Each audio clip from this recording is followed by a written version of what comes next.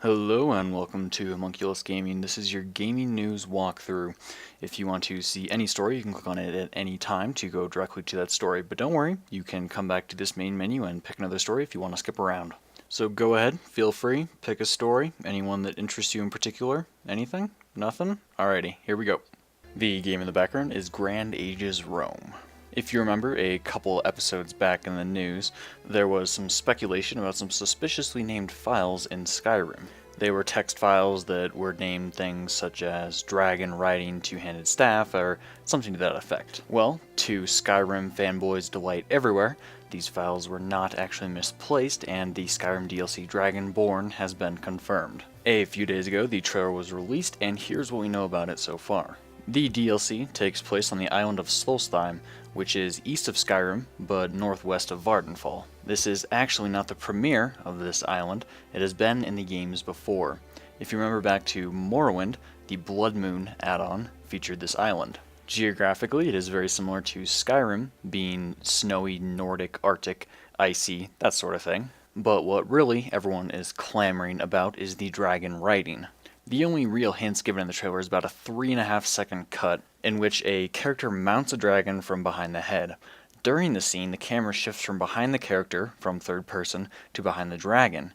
This is rendered in the in-game engine, and judging by the position of the last quarter of the second of the clip in which it comes to rest, it looks like it's a flying section and not a cutscene. However, the real question about this dragon riding is it an open world explore and take your dragon wherever you want, or is it just a on-the-rails flying segment that you can just use for that one part and never again? That looks like the only real gameplay footage of dragon riding. The rest kind of look like cutscenes, so there's not really much else known on that point. Aside from that, story-wise, it looks like you'll be battling the first Dragonborn, which has returned in some sort of spirit form. I think it is a rather safe prediction to say that he will be the final boss of the DLC. However, Dragonborn will be available on December 4th on Xbox Live Marketplace for 1,600 Microsoft points. The DLC will not be available on PS3. Speaking of cross-compatibility, Halo 4 will not be ported to the PC. Understandably, this has quite a few PC gamers annoyed, but really from a business perspective, why would Microsoft ever put it on the PC? They could try and do a promotional for the launch of Windows 8, but they tried to do the same thing for Vista, and to be honest, that was pretty much a mess. And then they would have to worry about things like piracy, DRM, getting the game to run in the correct resolution, frames, and remapping keys. Just the name Halo has so much clout that they could get away with just going on the Xbox 360 and probably still have marvelous sales. Plus, on Xbox 360, they can sell Halo 4 themed controllers, skins, hardware, or what other kind of nonsense they come up with, instead of trying to use it to sell an OS, which, let's be honest, quite a few people pirate. Whether through selling Halo 4 themed peripherals or just not putting the manpower into a port, Microsoft has some sort of rhyme or reason to believe that PC profits just aren't worth it at the moment. The game developer THQ is reporting financial difficulties. Some of the games you might know THQ for is formerly Age of Empires, the Saints Row series, the Warhammer series, the Metro series, Darksiders, and a few of the Stalker games. They're reporting a loss of $21 million of $107.4 million in revenue for 3 months. The studio has announced they're working with private equity investment firms to help find additional capital. Predictably, as this announcement came, their stock imploded, plummeting more than 50%. According to the studio's public announcement and the way they're talking about this, it doesn't seem like it's DEFCON 1 as far as financial disasters go, but it seems like something worrisome and something we should be slightly concerned about. They also announced that they're pushing back the 3 games that they have slated to come out in 2013, being South Park: The Stick of Truth, Metro: Last Light, and Company of Heroes 2.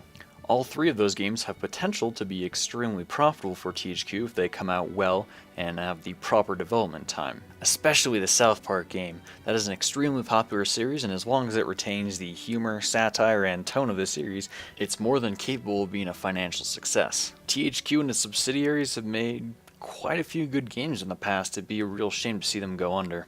Here's to them staying afloat.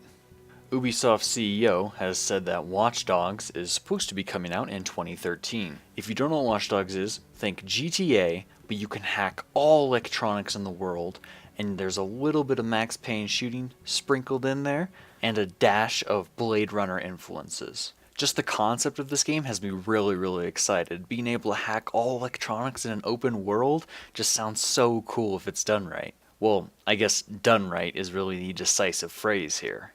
I'm really hoping Ubisoft doesn't screw this one up. It's about time we got some new, interesting, and refreshing IPs instead of just the modern military first-person shooter COD clone shovelware each and every year. Additionally, the concept just resonates with me so well. I really like dark and dismal games, and that being combined with hacking and cyber warfare just seems like such a cool idea. So once again, Ubisoft, please, this is a big one. I know it's important. Let's just make it work, okay? I know I gave you a little bit of crap last week on the news, but I'll forgive you. Just make it a good one. Make it a good one. Capcom has announced that Devil May Cry will run at 30 frames per second. DMC director Hideaki Itsuno said, quote, "During the course of development of Dragon's Dogma, we did a lot of experimentation and happened upon some techniques for working with the Unreal Engine. Some fairly elaborate techniques that allow for a controller responsiveness that gives the player the feel of 60 frames per second. 60 frames per second is a speed the brain and the eye can catch up with and understand, but at 30 frames per second there's a technique where you take advantage of the brain's ability to fill in the blanks.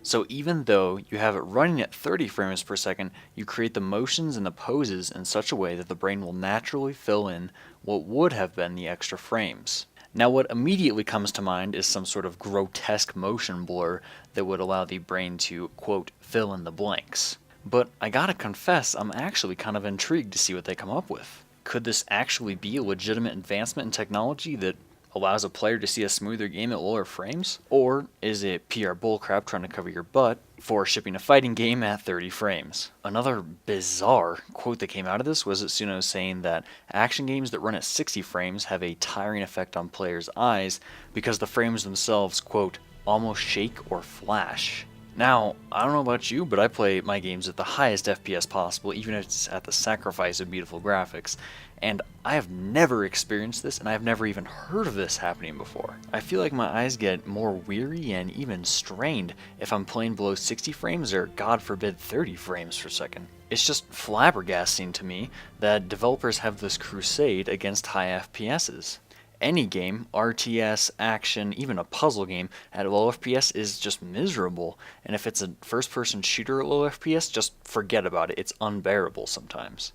Now, to be fair, this is due in part to the exceedingly long console generation, but it just seems like some developers have this attitude of, no guys, trust us, 30 frames per second, gonna be awesome, don't worry about it at all, and then the game ships and people are miserable. I'm not necessarily saying that this is the attitude that Itsuno is displaying here, but it's this thing I've noticed in the industry repeating itself. For Devil May Cry's sake, I do hope they have something good up their sleeve, and not just a PR or marketing gimmick.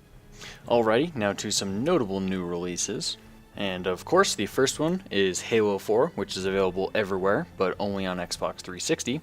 PID, that's PID, a apparently delightful little indie puzzle platformer, is available on PS3 Network, Xbox 360 Live Marketplace, and PC. Sine Mora, a side-scrolling shooter, available on PC, Xbox Live Marketplace, and PSN. And Doom 3, which is actually not even close to being a new release, but has been once again made available by digital distribution after some people had quite the calamity with Doom 3 BFG edition.